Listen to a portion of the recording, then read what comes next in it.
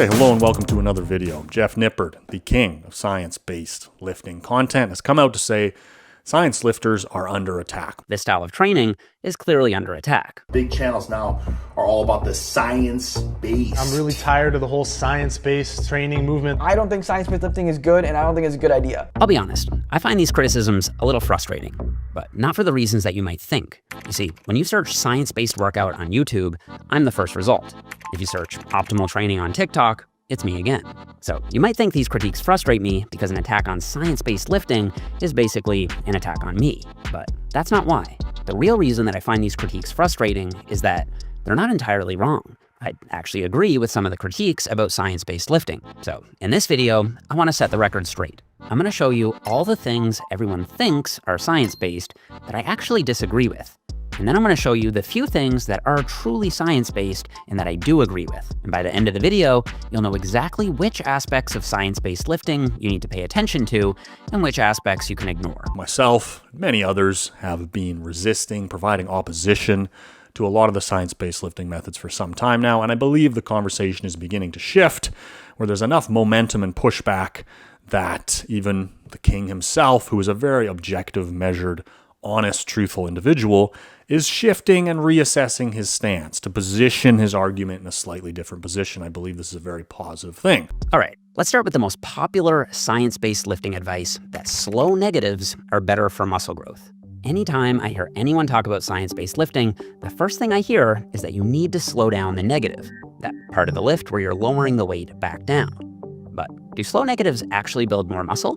Well, let's see. This study had people train their biceps with preacher curls for 7 weeks. One group did a normal 1-second negative, the other group did a slow 4-second negative. After 7 weeks, both groups grew the same amount of muscle. This study had people do squats with either a 2-second negative or a slow 4-second negative. Both groups grew the same amount of muscle. And this study had people do leg extensions one leg at a time. One leg used a normal 1-second negative, the other leg used a slow 3-second negative. Both legs grew the same. That's 3 studies showing that a normal 1 to 2-second negative works just as well as a slower 3 to 4-second negative. Now, some of you may object that Mike Israetel preaches slow negatives and he's an expert.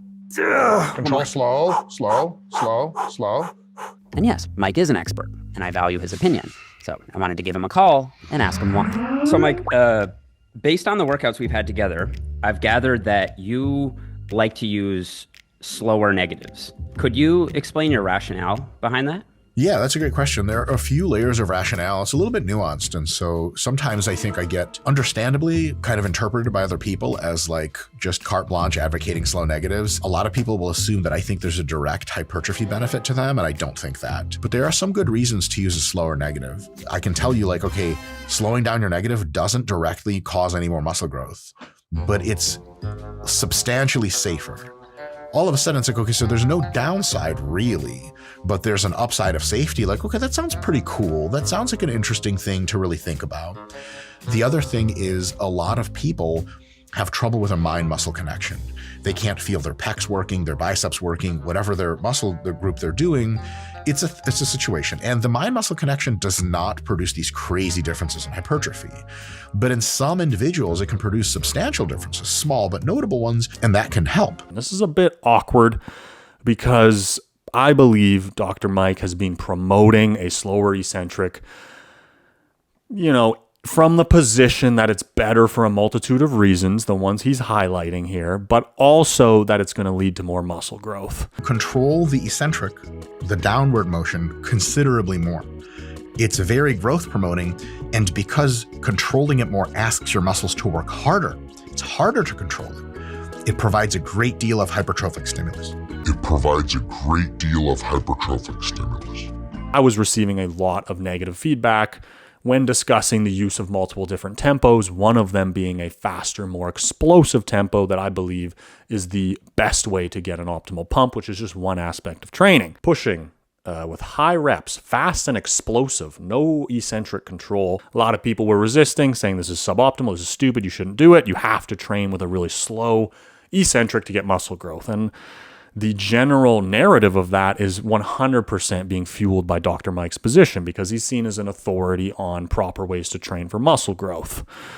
And now that, Jeff is pointing out a lot of the similar science that I found that says there isn't really evidence to say that a slow eccentric is superior for muscle growth. That's 3 studies showing that a normal 1 to 2 second negative works just as well as a slower 3 to 4 second negative. It's a bit of an awkward interaction.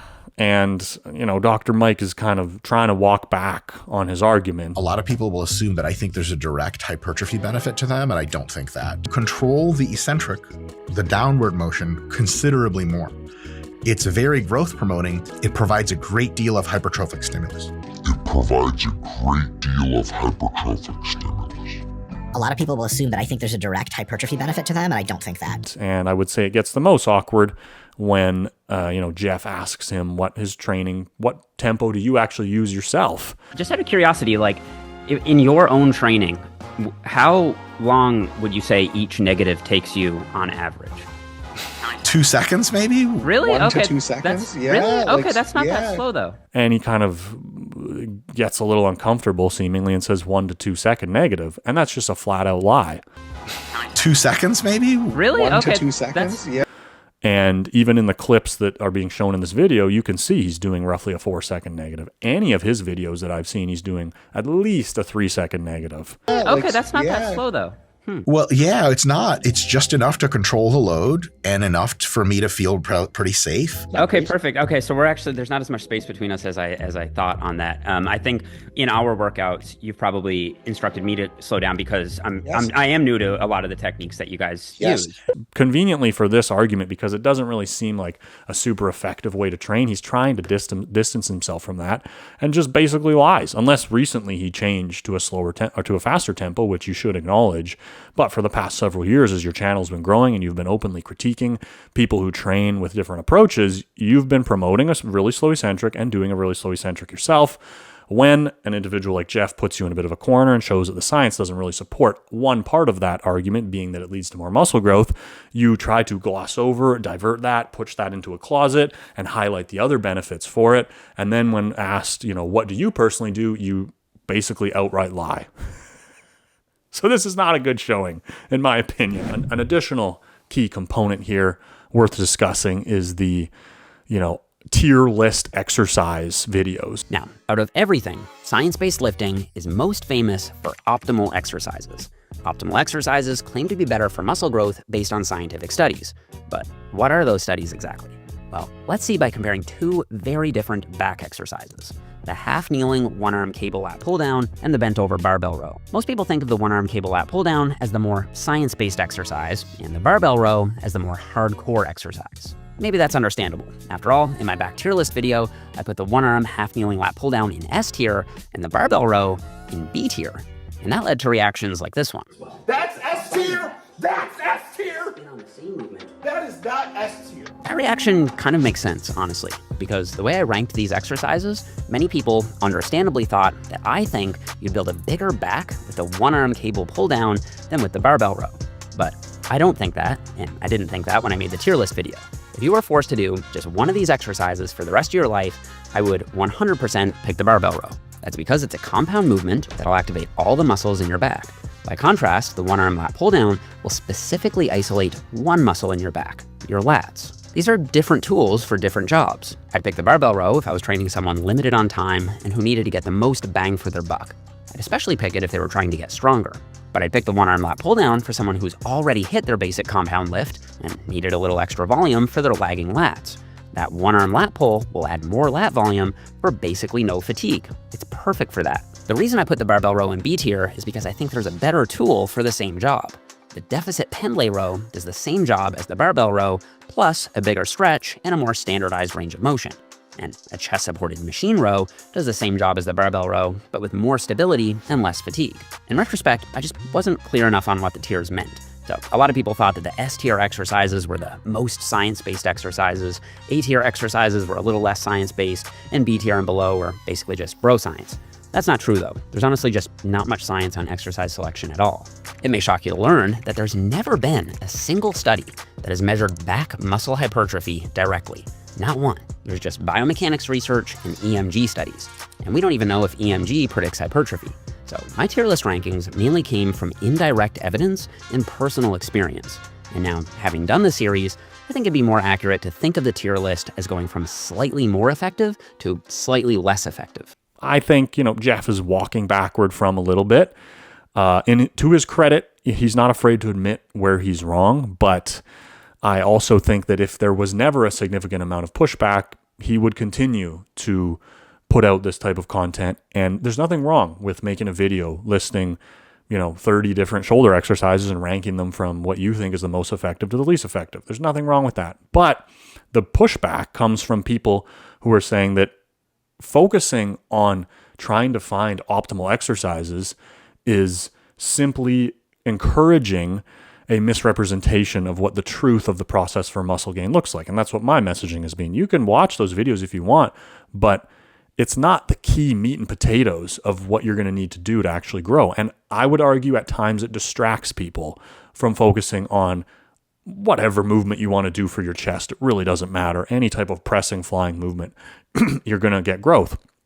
How hard do you train? Are you consistent? What's the amount of volume you do? What is your frequency? How often do you train?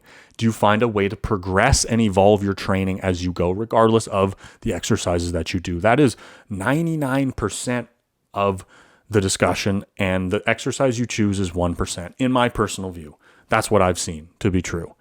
And so this type of content, it's not wrong, but it just slightly misrepresents the truth of it.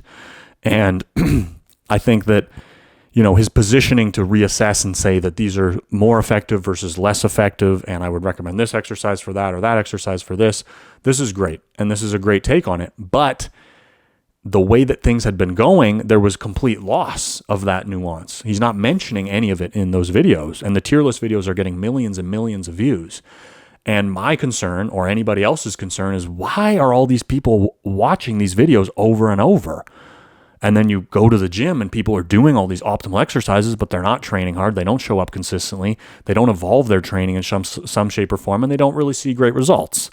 So it's this contrast between the true process of what people have lived and seen through their own experience to be accurate, and then this kind of messaging that a lot of the science-based lifting community puts out, which is slightly askew. And I think a lot of the reason that there ends up being this conflict and this discord where a lot of people don't understand and people will defend Jeff is because he is being very objective and he is being very honest. And how could you possibly criticize this? And this brings me to the point where I believe fundamentally what's creating a lot of this divide is that if you're trying to put a science-based lens onto something that is kind of just partially or to a smaller degree science, then you're not really going to get the best insights. I don't believe that working out is this complex. I don't believe that it's this detailed. I don't believe that you need to analyze it from all these different perspectives and angles. And so although it's hard to resist against a scientific method because you're literally testing something, observing, and then forming new conclusions, there's nothing wrong with that. But, putting an extreme degree of scientific analysis onto puppy training techniques is going to be not effective over time or in the extreme. In the initial period, you may there's correlation with forcing your dog to go on 3 walks a day with them barking less. That's a new scientific outcome. Okay, cool. But then if we're going to do another 1,000 studies on different techniques and continue to study it, is it really the most accurate approach or lens to it? Or some individual who owns a puppy training business and just continually works with puppies and develops a really good method based on their sample size of 1, maybe that's a more effective way to go about how to actually properly train your dog. I think the muscle building process is the same in that science is I think it's just you're trying to apply this super complex, over the top, analytical, detailed approach to something that's fundamentally much more simple. And yes, you can find additional insights, but the longer I've gone in my journey, it's just show up consistently, train extremely hard, progress your training in some way, shape, or form and be willing to evolve as you go. As your body adapts by layering on more muscle, if you want to build more muscle, you need to increase the stimulus and the stress somehow. And the majority of everything just boils back down to those kind of three foundational factors. And I think for most people, you're going to get the most results from actually just mastering those things. And getting lost in the sauce of a super scientific, detailed mindset or approach, I don't think actually directly produces more muscle growth for the lifter. And that's what the resistance is. But it's a difficult argument to make because the scientific method, people think you're being an anti-science denier, which is just illogical. It's not rational because science is simply, you come up with a theory and then you go and objectively test it. And then you determine if your hypothesis or your results were accurate, you form a conclusion, and then you go out and do another test. And you're trying to build this body of knowledge based on isolating the factors through actual tests and hypotheses and determining if they're correct or not. There's nothing that's like so undeniably fundamentally accurate. And so if you oppose that, people think that you're like a science denier or like a flat earther. When that's not really the argument. It's that this is effective, but what is at a certain degree of it, it's like, what is the point of just continuing to analyze all of these things? Science-based lifting is when you base your workouts around what the science says is best for muscle growth. It's a relatively new style of training, the opposite of the more old school shut up and lift approach. Science-based lifters do optimized exercises, track their weights, and instead of always pushing their muscles as hard as possible, they push themselves in a more controlled way, hard enough to maximize the muscle stimulus, but not so hard that you create too much fatigue. This is basically how I've trained for the last 10 years. His definition of this kind of oppositional battle between, this newer science-based lifting or the old shut up and lift approach is a misrepresentation of the two general ideologies. The more old school shut up and lift approach. The shut up and lift approach is actually, in my opinion, more of a experience-based lifting, where you want to let the result that you get as an individual from your own training influence your conclusions. It's highly experimental. You're basically treating yourself as your own science experiment with a sample of one. You're constantly willing to try new things. You're open to new information, but you're not relying on general scientific conclusions to dictate your training philosophy and your methods. So it's very intuitive and insightful. It's not a meathead shut up and lift approach. So I think that that's a unfortunate misrepresentation that Jeff is making here. And I think that's why a lot of people in this other camp kind of push back against the science-based lifting. Jeff is still slightly missing that. It doesn't mean there's nothing wrong with the science. It doesn't mean that it's a problem for him to use that as his primary belief system or methodology, but it's showing a lack of ability still to understand where the opposition is coming from. And both approaches can be effective. And a lot of it comes down to your personal temperament, attitude, and mentality and what fits you the best. But there's a lot of people out there, myself included, other content creators I would use as examples, GVS, Eric Bugenhagen, who are significantly built up muscular individuals who use a similar experience-based approach where you're consistently experimenting, paying attention to the results you get from your body, and continuing to adapt your approach there and letting your body dictate how you adjust your training as you progress. I find it really interesting that there's no mention of, stretch-mediated hypertrophy or long muscle length bias training, which Jeff has been a huge promoter and supporter of, even conducting his own study on length and partials. I think this has been over the past couple of years, a huge movement from the science-based lifting community. I find it interesting that that's not mentioned at all in this kind of redefinition of what is actual science-based lifting for him versus things that are non-science-based lifting that are just kind of internet brain rot. Let me show you how much smarter I am at exercising than everyone else. You need to realize that as long as you take any exercise to failure or close to failure, that exercise will build muscle. From there, you can fine-tune things based on stretch, tension, overload, and what feels good. But I do think the exact exercises you pick are less important than simply training hard and doing enough volume. Training hard and doing enough volume is what hypertrophy science is really all about. I mean, just look at all the hypertrophy studies on training volume alone, and compare that to all the hypertrophy studies on the optimal bench angle for pec growth. It's weird to me that he's not addressing that. And I think it's because it's a pretty difficult, if you're going more in line with this kind of the more truthful, simplistic, foundational factors of training, which he's acknowledging here and pointing out that a lot of this like hyper-examined stuff is just fluff that isn't even really going to produce much of your growth. Another very popular science-based trend involves technique tips and tweaks. The idea here is that you modify exercises in a specific science-based way and you'll build more muscle. I use some of these little tips and tweaks myself, like setting the seat back on leg extensions, staying in the stretched half on calf raises, and raising the cable height on lateral raises. But it goes well beyond that. You cannot open social media without being flooded with a new spin on a common exercise. So the question is, are these tips and tweaks actually science-based? And how much of a difference do they actually make? The reality is, all of these tips and tweaks, every one of them, even the science-based ones, will have a relatively minor impact on your gains. And none of these tips and tweaks are as important as simply pushing yourself hard and doing enough volume. Stretch-mediated hypertrophy kind of falls into that category. And he's sort of hung his hat on that for some time. And again, doesn't mean there's anything wrong, but if you're going to go back, if you're going to shift your position because the community of, science-based lifting as a whole is getting enough resistance, and you're going to kind of go, okay, it's not really about all these details and all this hyper-analyzation of stuff, and it's kind of really more simple than maybe we're making it seem. There's nothing wrong with trying to analyze these things continuously, but maybe that's not the most accurate representation of the true process. It's going to be hard to say that, specifically focusing on stretch-mediated hypertrophy is a crucial foundational factor.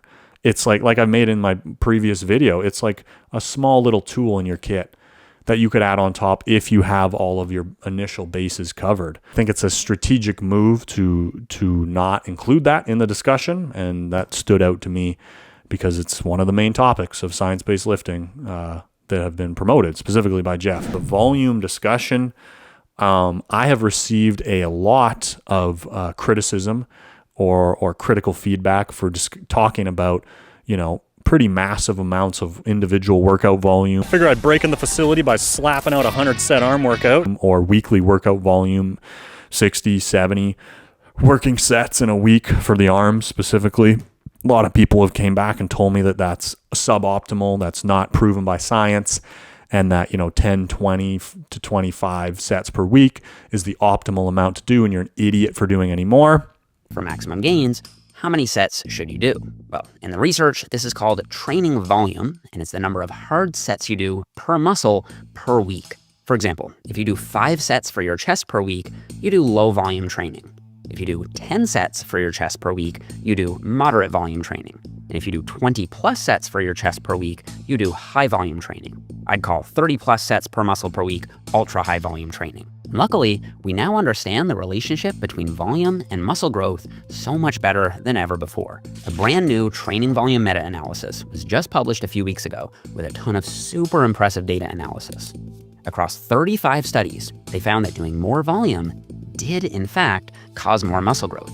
And that was true all the way up to 42 sets per muscle per week. And now we've got recent scientific evidence showing that 40 plus actually leads to more growth. What do you fucking know? This is my whole point with scientific conclusions in general, is that it's a working body of knowledge that is our best guess based on examining large samples of people to see what produces muscle growth. But it's not a law. And because the latest recommendations seem to suggest in the past that, 10 to 20 working sets per week was going to be optimal, people take that as a rock solid law, and any other suggestion is suboptimal. In my own personal experience, I adhered to that initially. And then among many other strategies, once I wasn't continuing to see growth, I started to experiment with different stuff. One of them was volume. Going into higher volume ranges seemed to produce more growth. So I'm letting my own body dictate that. I'm saying, I don't really care what the science says. I did more sets and I got bigger.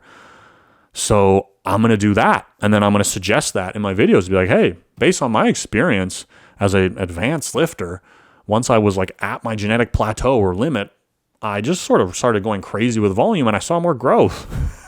You're wrong. It's not how it works. And then new science comes out that sort of supports that or validates it. That's an insanely high, borderline impractically high level of volume, and the gains are diminishing. But it's nonetheless true that the more work you do, the better gains you get, at least in the short term. And that's the crucial caveat with this research. It's still unclear how these different volumes play out over the long term. That's because most of these studies only last 6 to 10 weeks. So for 6 to 10 weeks or so, yeah, doing high volume causes more gains. But we don't know for sure if that's true over time. For that reason, I think the volume sweet spot is still in this range for most people, 8 to 20 sets per muscle per week. Jeff's conclusion, you're going to point out that those studies weren't done in more than 10 weeks, so we don't know what happens if you applied, 40 plus sets per muscle for 20 weeks. We don't know. It could lead to exponentially more growth, less growth, the same growth. But his conclusion is very conservative and safe in that, well, it's probably, he puts a negative connotation on it to say that, it's probably, we can't say that it's actually better because after that, it could get worse. After that, it could get even better. Glass half full, glass half empty. We don't know at this point. But his stance is to then say, okay, because of this, I still think the sweet spot is 10 to 20 per week. And there's nothing wrong with this, but what I want to point out to you guys is that if you want to adopt this mindset and this viewpoint, it's safer, but I believe you're going to leave gains on the table. If you're waiting for overwhelming amounts of scientific evidence, you might be waiting a long time. And if that's what you need to feel comfortable or confident, shifting your training approach to something else, then fair enough. In my personal experience, I have seen a significant amount of additional progress from being willing to let go and say, there's no sidewalk built here, but I'm just going to start walking on the dirt road and let's see where it takes me. And I think there's an immense amount of value in that. And I think that if you're not willing to take that leap, you're not going to see additional growth as quickly. And you may be stuck within the confines and rules of science until science produces a different result that tells you you can now do something different. To each his own. If that's what you believe in and that's where you want to stay, then go for it. Because there's pros and cons to both. If you venture out of that, yeah, you might do some stuff that's less productive. But you don't give yourself a chance to do stuff that's more productive if you're not willing to take that risk. And to me, if you're serious about lifting and you've been training for many years and you get to a point where you're stuck on a plateau and you're just waiting for science and Jeff Nippard to tell you that it's okay now to do more sets, then you're probably just going to be stuck there. And you got not much to lose, in my opinion. And I would encourage you to go, okay, cool. Let me experiment. What's the worst thing that happens?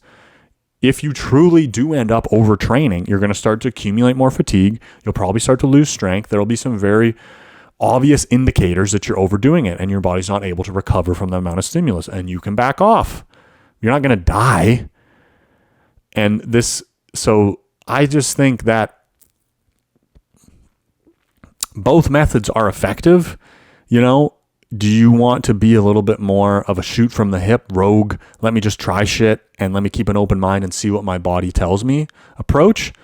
Or, do you want a more institutional, verified method? It's up to you. So overall, I would say that, Jeff Nippard is a stand-up individual. He is humble and he's willing to reassess his position. And he does a good job of objectively reporting the science. I think the only flaw, in my opinion, is that he, it's in his blood to be a scientist, and he wholeheartedly believes in science through and through. And I think there's limitations to how effective applying the lens of science onto the process of training for muscle growth.